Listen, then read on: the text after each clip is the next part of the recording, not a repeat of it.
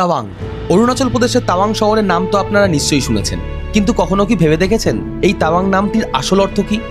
প্রায় 400 বছর আগে পঞ্চম দলাই লামা উনার শিষ্য মিরাক লামাকে এই অঞ্চলে একটি মনেস্ট্রি বানানোর জন্য সঠিক জায়গা খুঁজতে পাঠিয়েছিলেন, কিন্তু অনেক খোঁজার পরেও মনের মতো জায়গা তিনি পেলেন না। ইতিমধ্যে তিনি লক্ষ্য করলেন উনার ঘোড়াটি পাহাড়ের একটি উঁচু জায়গায় ঘাস খাচ্ছে। উনি অনেক চেষ্টা করেও সেখান থেকে ঘোড়াটিকে সরাতে পারলেন না। এই বিষয়টিকে তিনি একটি ঈশ্বরের সংকেত হিসাবে গণ্য করলেন এবং তারপর থেকেই এই জায়গার নাম হয় তাওয়াং। তা কথার অর্থ হলো ঘোড়া এবং ওয়াং কথার অর্থ হলো নির্বাচিত, অর্থাৎ ঘোড়া দ্বারা নির্বাচিত স্থান। আর পরবর্তীকালে ঠিক এই জায়গাতেই গড়ে ওঠে ভারতবর্ষের সবচাইতে বড় মনেস্ট্রি তাওয়াং গালদেন নামগেল লাতসে, অর্থাৎ ঘোড়া দ্বারা নির্বাচিত সম্পূর্ণ বিজয়ের এক ঐশ্বরিক স্বর্গ।